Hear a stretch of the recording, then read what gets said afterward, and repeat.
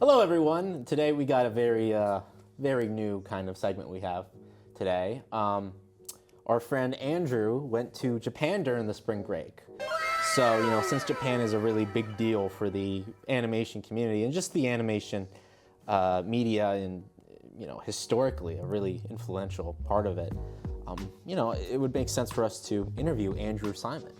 So, first off, I guess the first thing to ask is just give a brief description. Brief description?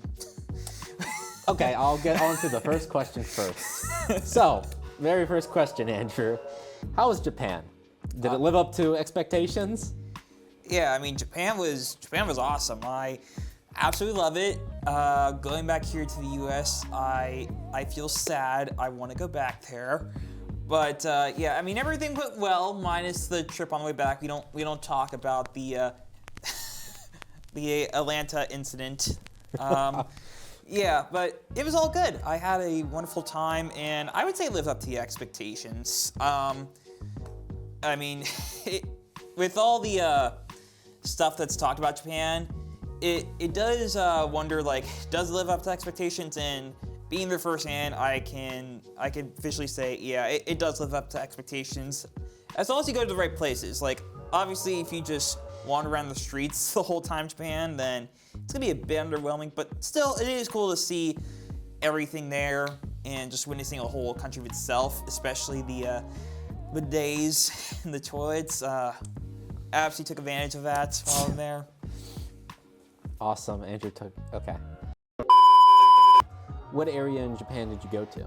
Oh yeah, I spent most of the time in Tokyo, like, 6 days there, and then after that we took a Shinkansen or bullet train to Kyoto for one day.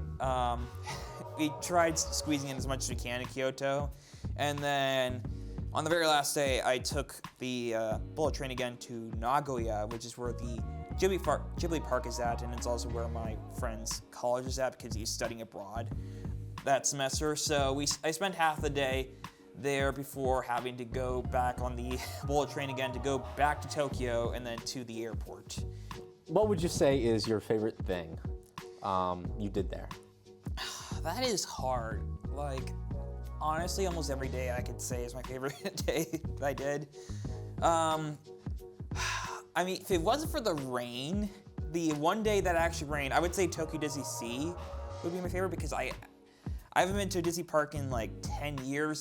This was my first time going to a Disney park in Japan, and it was a whole another level of theming, and the rides were just awesome.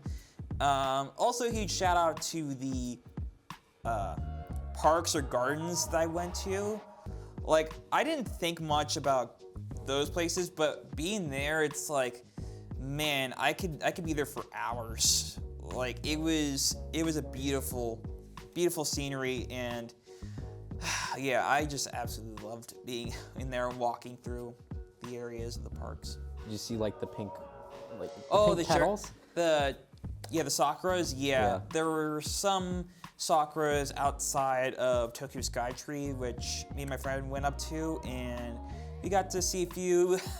We were fighting with the crowd a bit there because there was only a few and people loved the sakuras, but so yeah, seeing it in person, it was so beautiful, and I always loved the picture that I took of myself in front of them. It's epic. Awesome. How much influence did you see anime play in the daily life over there? Like, did you see a lot of like ads?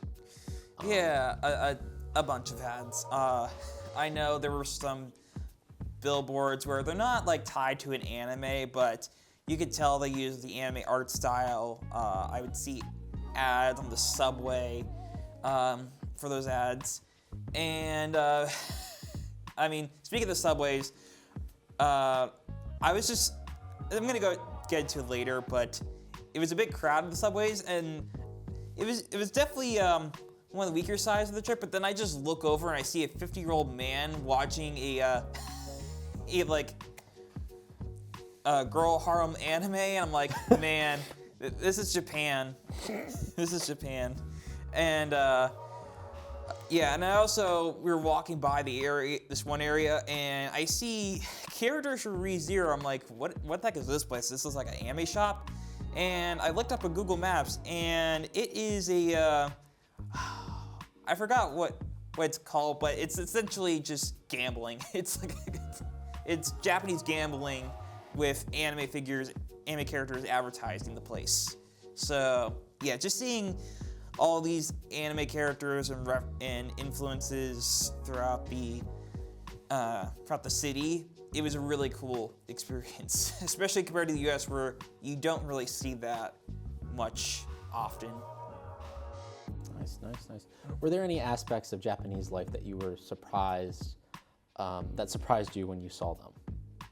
Yeah, I mean, going back to the subway. Sorry, in terms of the anime influence. Yeah.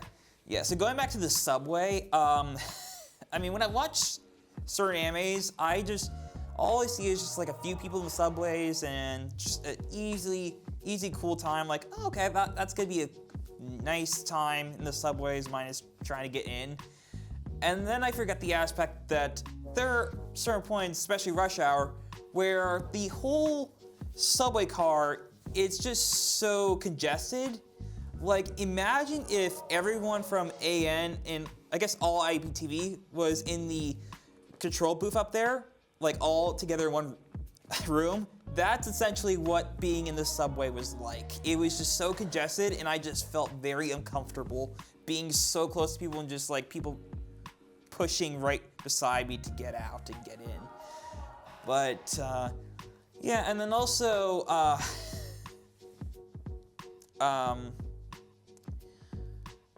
yeah, I guess the food, like, I didn't think it would be that good. Like, I mean, appearances were good, but I didn't think, oh, the taste is gonna be amazing. But yeah, it was, the foods were incredible there. Awesome. Did you have a favorite one in particular? That is hard. I absolutely loved the ramen and curry that I had there. It was so good. But if I had to choose one thing,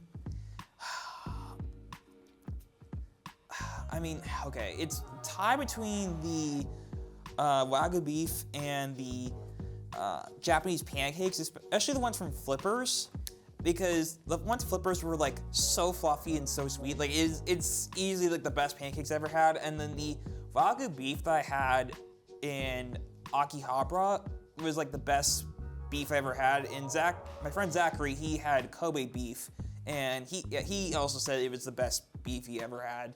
And it was just like one tiny shop in the middle of one of the busiest streets in Tokyo. So yeah, just the food there as a whole is incredible. And I wish I could have the food again, because being back here with just cheeseburgers and pizza, like, it's good for that one day, but then after that, it's like, ugh. I want to have Japanese food again. Nice.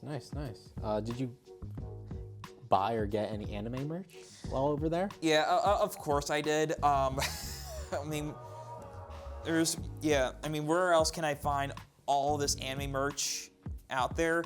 There was a bunch of gacha machines throughout the city, so of course I took the advantage of that. And the one neat thing about Japan is that the Japanese coins, or yen, they're actually useful. It's not like America where you have pennies and quarters, you're like, what the heck do I do with them? They just sit there. Like in Japan, you could just easily spend a lot of them on gacha machines, and I got a bunch of keychains and small little figures for friends. And then as for like the big anime figures, I won a free run figure from a claw machine. Fun story, it actually got stuck when it was dropping down, so I had to get an employee from inside the store to come out, unlock the claw machine, and get the figure for me.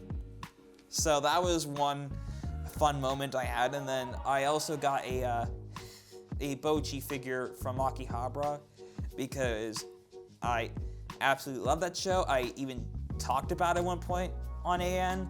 So I saw the figure there. I'm like, I have to get it. I love the show. So I have both a Bochi figure and a Freeran figure, both in my room.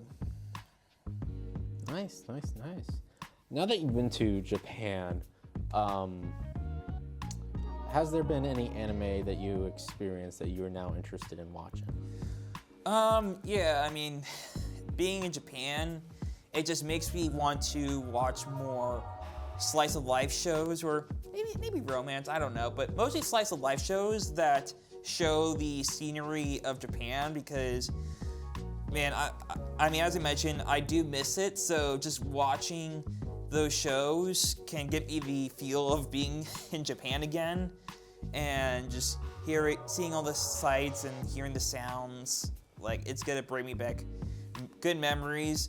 But in particular, I do have to say, after seeing the Gundam statues in Tokyo, I'm definitely more interested in watching a Gundam series. I mean, I know I talked about Witch of Mercury, which, okay, I know I said, like, go watch it, it's amazing, but I'm gonna be honest here, I only watched, like, a couple of episodes, and I stopped. But, yeah, after seeing those in person, I definitely want to go back into it and watch the rest, and see what else is out there. And I also have a Gundam kit to build, so I think it'd be a fun experience of just building a Gundam kit while watching an anime. So yeah, those are the shows I would say. I mean, I would have said Jujutsu Kaisen Season 2 because I was in Shibuya, but I took the advantage of that and watched the whole season while on the airplane. Nice. Would you recommend others to go to Japan? And if so, what advice would you give them? Absolutely. I would recommend anyone to go to Japan if you have the opportunity. My advice, well, okay, the first advice, definitely have Google Maps with you, because if you don't, you're easily gonna get lost. I mean, if it were for Google Maps, I would have no clue where I would be going and what subway line I would be going on. I mean, for what I know, I might be stuck in Japan trying to figure out which subway line to go on. But an actual good answer, besides that, would have to be just have the opportunity to try something new and have fun.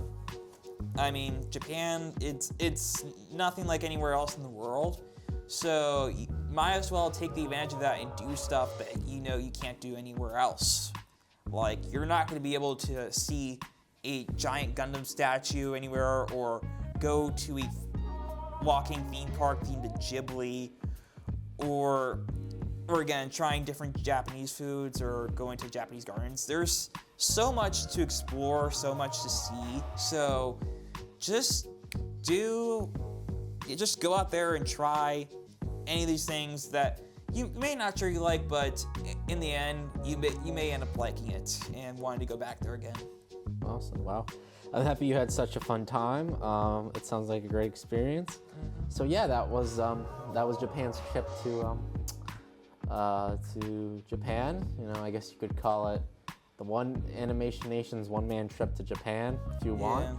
So yeah, thank you, Andrew, so much. Yeah, thank you. And if you want to see more, hopefully on my YouTube channel, I'll upload a vlog at some point to showcase everything I did. I don't know, link down below if it's there.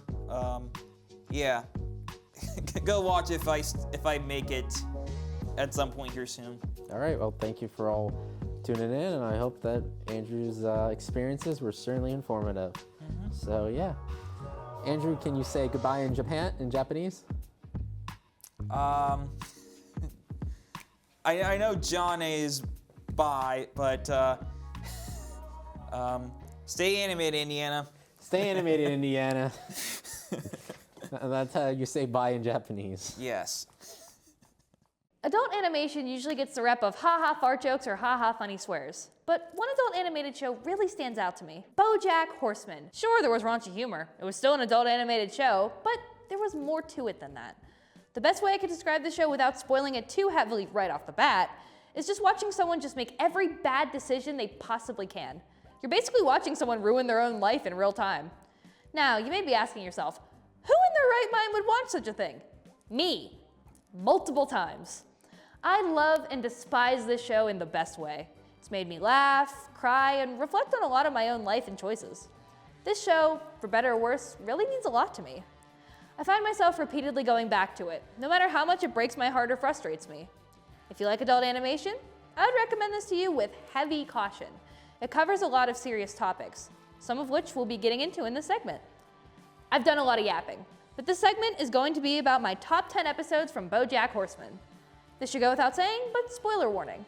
I'm going to be talking about some episodes that contain some pretty heavy spoilers for the series, so if you haven't seen BoJack Horseman and want to go in blind, this is your warning. Without further ado, let's get into the list. This episode is during BoJack's Secretariat days, and he's going to a film festival underwater. There's very little dialogue in this episode, if any. BoJack ends up seeing the ex-director for Secretariat at the film festival and tries to write an apology note to her, but she disappears before he can. He ends up taking a bus, falling asleep, then waking up having to help a male seahorse give birth. When BoJack gets off the bus, he sees that the baby seahorse had clung to him. BoJack goes on an adventure to try to get the baby seahorse back to its father. Eventually he does, and he goes back to the film festival to see that he completely misses Secretariat screening, but that the movie was a huge hit. He sees his ex-director and writes a heartfelt apology, but when he can show it to her, it ends up smudged and she isn't able to read it. Then, BoJack finds out that there was a button on his helmet that allowed him to speak the entire time. I like this episode for two reasons. One, we see BoJack actually help someone and refuse compensation after helping. And two, I like that the answer was with him all along and he just didn't realize it. I also just really like when shows do episodes with no dialogue, like Bluey's Reign. In this episode, we finally see ex-child star Sarah Lynn again. She just achieved sobriety for 9 months, and we see that she appears to be doing a lot better. She seems happier, she appears to have coping mechanisms in place for when she gets stressed, and she's clean from drugs and alcohol. However, she gets a call from BoJack to go on a bender with her, and she immediately agrees. BoJack and Sarah Lynn travel together to make amends with the people that they both hurt and continue to engage in dangerous activities while doing so. Eventually, they stay at a motel where they watch Sarah Lynn win an Oscar, and she sees her stepdad accept the award on her behalf. Then BoJack and Sarah Lynn go to the planetarium together where she tells BoJack that all she wanted to be was an architect. Unfortunately, Sarah Lynn ends up passing away at the end of the episode. This episode had me sobbing uncontrollably for a while after finishing it. I like and dislike this episode for the very same reason. We see yet another example of BoJack causing irreparable damage to a relationship that he had and someone that looked up to him. Sarah Lynn was clean, and BoJack ended up being the reason she passed away because he talked her into giving up sobriety, which didn't take much convincing. Sarah Lynn never wanted fame and stardom. She just wanted to be an architect. Now she'll never have the chance. I really like the animation style for this episode. In this episode, we see BoJack, Hollyhock, and his mother Beatrice all living together in BoJack's house. The entire episode, we see BoJack struggling heavily with negative self-talk. Instead of helping Hollyhock take care of his mother, he ends up going to a bar or just driving away because he's scared he's going to ruin Hollyhock. The episode is animated a bit more hand-drawn, messy style during BoJack's episodes of negative self-talk. It's a really good showcase of what it's like to have moments like that and how hard it can be to struggle with that. At the end of the episode, we see Hollyhock outside thinking that she's the reason that BoJack doesn't want to be at the house. She blames herself and she has the same little voice in her head that BoJack does. She asks him if the voice eventually goes away, and he lies to her and says that it does. Now, there aren't a lot of good things that BoJack does, but him lying to Hollyhock in that moment, I feel was the nicest thing he's done for her. In this episode, we see BoJack take off after Sarah Lynn's passing, and he ends up at his mom's family's old lake house in Michigan. Here we see sort of a side-by-side of two different times. In the present, BoJack is alone and finds a fly who lost his wife. He's grieving and doesn't fly anymore. In the past, we see Beatrice, her brother Crackerjack, her mother Honey, and her father Joseph all spending the summer at the lake house. We learn that Crackerjack was either drafted or signed up for the army to fight in World War II. We see that Joseph Sugarman is very much set in that old mindset of gender roles then. Girls shouldn't have ice cream, they should eat a lemon with sugar on it, that sort of deal. Eventually, we see that Crackerjack ends up dying and Honey Sugarman goes mad with grief. She ends up taking Beatrice for a drive, and we see a side-by-side performance of I Will Always Think of You, with the fly that's with BoJack in the present and Honey and Beatrice in the past. One thing leads to another, and she ends up getting in a car crash with Beatrice. In return for this wild behavior, Joseph lobotomizes Honey. This episode broke my heart into pieces. It's not out of character for the time period that Honey was in, but this event really affected how Beatrice would treat love later on in life because her mom made her promise to, quote, never love anyone the way she loved Cracker Jack. We see a flash forward in the future. Princess Carolyn's great whatever granddaughter, Ruthie, telling her class about the worst day of Princess Carolyn's life. We see her get fired from her job for messing up too many times, learn that she lost her baby. We learn that her trusted work partner Judah lied to her, so she fires him, that her trusted family heirloom from the old country that her mom gifted her was nothing more than costume jewelry, and she ends up breaking up with her boyfriend Ralph because she was too complicated and has trouble with fertility. We see Princess Carolyn talking about her day later with Bojack and how she tells herself that one day her great-granddaughter in the future will be talking about it one day because everything works out. But it's fake. Yeah, well, it makes me feel better. Revealing to us that there was no Ruthie, and there never was. It was simply Princess Carolyn telling herself something to make herself feel better. In this episode, we see Bojack on the set of Filbert, a cop series where he plays a hardened cop named Filbert. Due to an injury from a stunt that he shouldn't have even been doing in the first place, he's been using opioids. However, he's been using them to an excessive degree, and it's put a strain on him and his co-star Gina's relationship. He struggles with paranoia episodes where he thinks that somebody is trying to take him down and take the show down. In this episode, we get my favorite musical number in the entire series performed by the amazing Stephanie Beatrice, who also plays Gina. This really shows just where Bojack's mind is. Not only is he imagining a whole musical number, but he sees every life he's ever ruined. The passing of his mother, which we'll later come back to, and the mantra, don't stop dancing, which he's been told pretty much his whole life. In the end, he ends up hurting Gina and traumatizes her for the rest of her life. This is a pretty heavy episode, but not the heaviest in the series by any means. In this episode, we see Diane living her best life in Chicago with her boyfriend Guy, trying to write a memoir. She just started antidepressants and she seems happier. I also like that she gained weight from the medication and it wasn't played for laughs, and she wasn't treated any less because of it. Though, since Diane is happier, she's having a harder time writing her memoir. In this episode, like stupid piece of is animated a little more hand-drawn style to show Diane's inner feelings and her self-talk. She ends up talking to Princess Carolyn later on, and she says that she's upset that all the damage she accumulated now means nothing because she can't write this book about it. Instead, she's been writing a detective series about a girl who solves mysteries. It's not a worse story by any means, but it's not what Diane wants to write. I think episodes like this are so important because I know I've struggled after I started getting help, because then what was any of the point of any of the suffering? I could have been happy the whole time. I couldn't write anything about it, and it felt like the damage was for nothing. This brings us back to Beatrice's childhood. Beatrice suffered a lot with memory loss in her older years because of her dementia.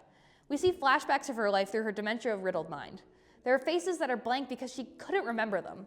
We see her growing up with her mother after she was lobotomized, her fighting with her father because of his conservative ideals and how she wanted to get a degree rather than be tied down to a bachelor, and her moment as a debutante. For those who don't know, a debutante is when rich people show off their daughters to other rich people who have sons so they can marry or court or whatever it is rich people do. During her debutante ball, she meets a bad boy who snuck in for the food, Butterscotch Horseman. They end up running away together for the night, and they spend the night together in his car. When she's going on a date with another rich guy, she ends up finding out that she's pregnant. Afterwards, she finds Butterscotch and tells him the news. They run away together, get married, and he promises her that he's going to become famous for writing his great American novel. Once Bojack was born, they were in an unhappy marriage. Butterscotch had an affair, Beatrice started smoking and drinking, everything just fell apart. My favorite part of this episode is her talking to Henrietta. Beatrice makes her give up her child and in turn offers to pay her way through medical school. She wants to save Henrietta from the decisions that she herself also made. Then, at the very end of the episode, we see Beatrice finally recognize Bojack, and they have one sweet but very brief conversation. This entire episode is a monologue. Well, all except the very beginning, but we're not looking at that. Bojack is giving the eulogy at Beatrice's funeral. He talks a lot about how much he really disliked his mom, but this eventually turns into him talking about how he just wanted her to see him and accept him for who he was. The title of this episode comes from the beginning of the eulogy, where Bojack talks about going to a Jack in the Box to get some quick food before the funeral, and he tells the lady at the register that his mom died, causing her to start crying. In turn for him mentioning that his mom was dead, she gives him a free churro. When you really get down to it, Bojack just wanted his mother to love him, and he wanted to be enough for his mother. Now they'll never have the relationship that he always wanted or needed. My mother is dead. and everything is worse now. I find myself frequently coming back to this episode when I get upset. In this episode, we're in Bojack's dream where he's getting ready to have dinner with everybody he cared about who passed. We see Sarah Lynn, Herb Kazas, his former friend and creator of Horsin' Around, Corduroy Jackson Jackson, an old friend who is also in Secretariat, Beatrice Horseman, Cracker Jack Sugarman, who's Beatrice's brother who passed away during World War II, and Secretariat himself, who's playing the part of Bojack's father, Butterscotch. It is what we can only theorize was their last meals. Herb's eating peanuts, which he's allergic to. Corduroy's eating a lemon. Beatrice has a tray of food that looks like it's from a hospital. Cracker Jack's eating rations, and Secretariat is eating breakfast. After the meal, Bojack expects to wake up before the show, the same way he always would in previous times of having this dream, but he doesn't. The show begins and we see performances from many of the people who passed. We even see Sarah Lynn do a reprise of Don't Stop Dancin' from the Showstopper. Don't stop dancing. Don't stop dancing. The name of the episode comes from a poem that Secretariat reads of the same title. It talks about something that many people who take their own lives feel: regret, after they already left. Once they see the view from halfway down, they find out that they want to live, but it's too late. Once Bojack finds out that he's not dreaming and he may very well be dying or dead, he flees and tries to call Diane to come and save him, as he'd always done before. But she never really answered, despite the fact that she does in the dream. We see the shadows and tar surround him and a heart monitor flatline as we roll credits. Then it soon starts beating. Woo! That was a downer. Well, this series is pretty sad and heavy. I do recommend that if you have the heart for it and if you're in the right headspace, this still is one of my favorite animated series I've ever watched. Take care of yourselves. Thanks for watching, and remember to stay animated, Indiana.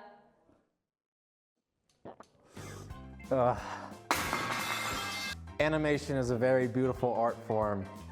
It's like a moving painting.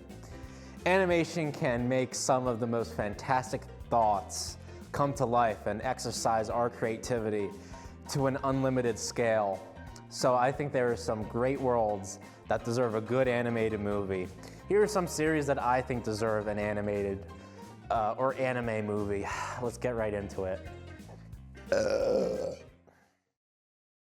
Welcome to Camp Navarro. So you're the new replacement. You are out of uniform, soldier! Where is your power armor? Don't have any? You expect me to believe that, maggot? The truth is, you lost an expensive piece of Army-issue equipment. That suit is going to come out of your pay, and you will remain in this man's army until you are 510 years old, which is the number of years it will take for you to pay for a Mark II powered combat armor you have lost. Report to the armory and have a new suit issued to you. Then report back to me, Private.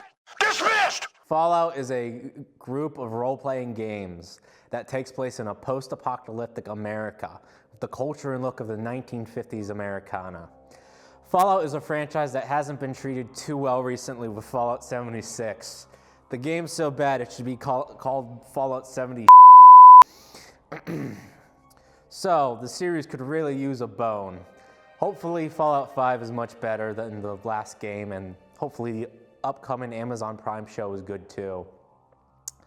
I think an animated Fallout movie would be great. It can show the true insanity of the series.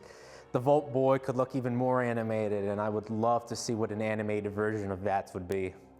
I feel like the first two games would be great adaptations because they could introduce the world and show characters like the Master or Frank Horrigan.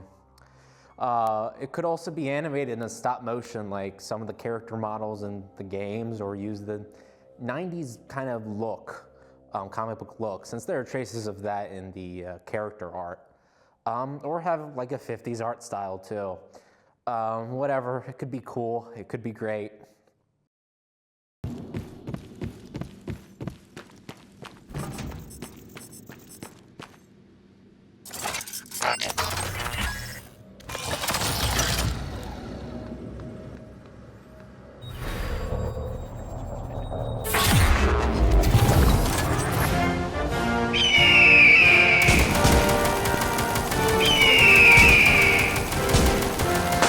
The next franchise is another Bethesda property. Prey 2017. Prey 2017 is a role-playing action game that takes place in the 2030s, so we're getting there eventually. On a space station where a group of aliens called the Typhon have infected the place, and the player needs to end the outbreak. I think an animated movie would be great. I think the plot should be about what happened before and during the events of the Typhon outbreak. Kind of like the Dead Space Downfall movie, except not bad. It should also show the corporate politics of the space station that was very interesting in the game. Ugh. It could focus on dark experiments going on in the station, as well as the mental complexities of protagonist Morgan Yu. It would be great to see the different and scary Typhons and the cool looking space station. Around the time of the game's actual release, there were like short animated clips of the game that talked about like the lore. It could be cool to have that main animation look. Cyclops! I know how you feel about it, Wolverine, but... With the success of the Spider-Verse movies, I think the dying superhero genre should really try something new. More animation. I feel like we need an animated movie of the X-Men. I think the X-Men work because they are a cast of wacky and colorful characters with unique powers. It doesn't really fit the, modern, grounded Marvel live-action heroes. There are many cool characters like Wolverine, Cyclops, and Storm, but also a social commentary on racism and discrimination. I think an adaptation of Days of Future Past storyline would be great, so that a character named Kitty Pryde going back in time to stop a future where mutants are nearly wiped out or put in camps by the authoritarian Sentinel robots. I think the story could be a fun time travel story, but also show real themes with Marvel's Merry Mutants. You know, have some dark themes to it. It could be have a very 80s comic book look in animation. I think it would honestly be great.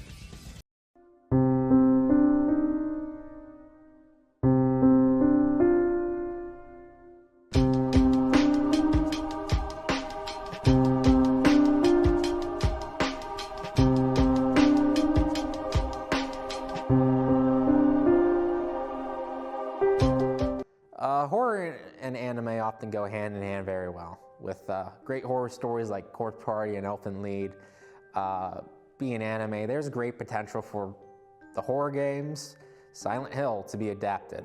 Silent Hill is a survival horror game created by Konami. The series usually focuses on an everyman facing a cult or inner demons represented by monsters. The series is a more psychological kind of horror with monsters representing themes like guilt, anger, relationship issues. I think the plot of Silent Hill 2 or 4 should be adapted because those are the games that are a lot more psychological and visual. It also has some of the most outstanding monster designs like Pyramid Head or that creepy head from Silent Hill 4 that would look great in animation. I think the movie should have a similar tone to Monster and a very drab look to the animation like Akira or Parasite. Anyways, finally, let's talk about the war in a galaxy far, far away.